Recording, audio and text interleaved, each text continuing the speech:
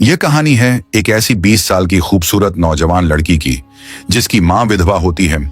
कैसे उस लड़की की काम वासना की प्यास बढ़ जाती है, कैसे वह हर दिन अपनी इस प्यास को बुझाने का प्रयास करती है, और फिर कैसे एक दिन एक नौजवान साधु आकर उसकी इस प्यास को बुझाता है। इस कहानी को अंत तक जरूर देखिएगा, मजा आएगा। नंदिनी एक 22 वर्षीय सुंदर युवती थी जो अपनी विधवा मां गौरी के साथ एक छोटे से गांव में रहती थी। पिता के गुजर जाने के बाद मां बेटी का जीवन संघर्षों से भरा हुआ था। नंदिनी की मां मेहनत मजदूरी करके घर चलाती थी, जबकि नंदिनी घर के काम संभालती थी। नंदिनी अब जवान हो चुकी थी।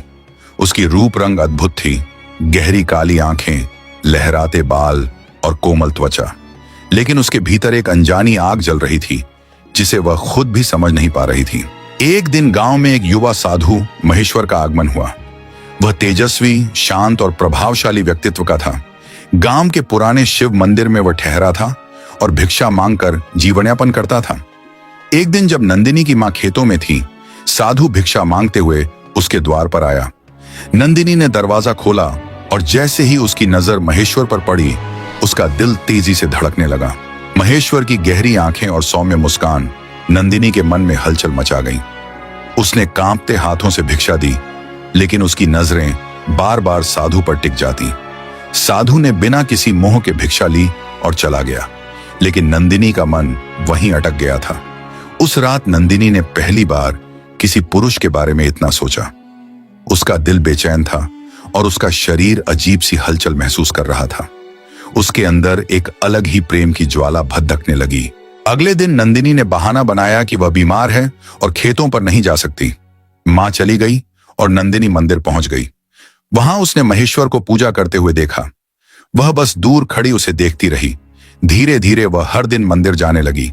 कभी वह फूल चढ़ाने के बहाने जाती तो कभी जल चढ़ाने। साधु से उसकी मुलाकातें बढ़ने लगी। महेश्वर भी महसूस करने लगा कि यह लड़की उसे बार बार देखने आती है, लेकिन उसने ध्यान नहीं दिया। रातों में नंदिनी के सपनों में महेश्वर आने लगा। वह सपने में देखती कि महेश्वर उसके करीब आ रहा है। उसकी सांसें उसकी गर्दन को छू रही हैं और उसके आत्मा को संतुष्ट कर रहा है। उसकी कल्पनाएं उसे और बेचैन कर रही थीं। एक दिन वह मंदिर में अकेली थी। महेश्वर पूजा समाप्त कर रहा था। जैसे ही वह बाहर निकला, नंदिनी ने उसका रास्ता रोक लिया।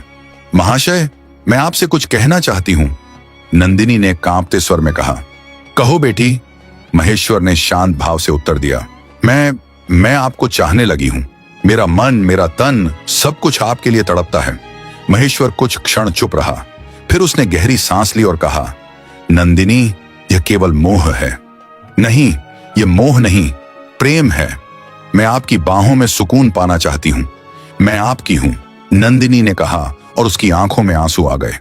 उसकी मासूमियत और प्रेम देखकर महेश्वर विचलित हो गया। नंदिनी ने धीरे से उसका हाथ पकड़ लिया। यह पहला स्पर्श था।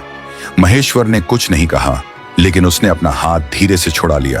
तुम्हारा मन भटक रहा है नंदिनी, प्रेम त्याग में है, बंधन में नहीं, कहकर वह मंदिर के अंदर चला गया। नंदिनी रात भर रोती रही। अगले दिन जब वह फिर से मंदिर पहुंची तो वहां महेश्वर के गुरु तपोमूर्ति स्वामी जी पहले से मौजूद थे। गुरुजी को देखकर नंदिनी घबरा गई। उन्हें सब कुछ पहले से पता था। बेटी, तुम्हारी आयु को दोष नहीं दिया जा सकता, लेकिन तुम्हारा मार्ग गलत है। मोह में बंधना सुख नहीं, दुख लाएगा। तुम्हारा विवाह ही इस समस्या का हल है। गुरुजी की बातों ने नंदिनी की मां गौरी की आंखें खोल दी। कुछ ही दिनों में नंदिनी का विवाह एक अच्छे युवक से करवा दिया गया। महेश्वर और उसके गुरु ने गांव छोड़ दिया और अपनी साधना के लिए आगे बढ़ गए। नंदिनी अब अपने नए जीवन में खुश थी। यह कहानी हमें यह सिखाती है कि मोह और प्रेम में बहुत अंतर है। सच्चा प्रेम वही है जो आत्मा को शांति और उन्नति की ओर ले जाए। इच्छाओं को नियंत्रित रखना ही असली तपस्या है। सच्चा प्रेम आत्मा को मुक्त करता है, बंधन में नहीं डालता। अब समय हो गया है आपसे इजाजत लेने का। आशा करता हूं कि आपसे अगली वीडियो में जरूर मुलाकात होगी। जय श्री कृष्ण, राधे राधे।